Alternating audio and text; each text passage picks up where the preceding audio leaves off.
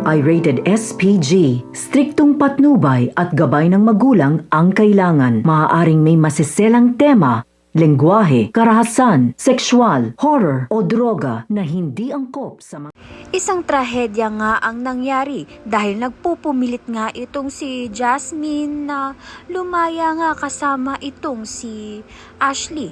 Subalit dahil nga si Jasmine hindi nga marunong gaano mag-drive, kaya naman nga't mabubundol nga sila. Mahina pa nga ang puso nito ni Jasmine, kaya naman nga't maaaring bumalik ang kanyang sakit. Nadamay pa nga niya itong si Ashley.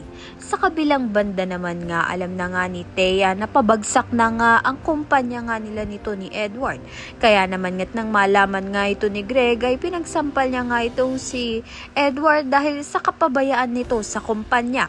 Samantalang ginagawa naman nga lahat ni Thea upang ngang mapapayag itong si Marge na wag na nga bumalik sila sa Cebu at manirahan na nga lang itong si Thea, Edward at Ashley sa mansyon ng mga Torrecampo.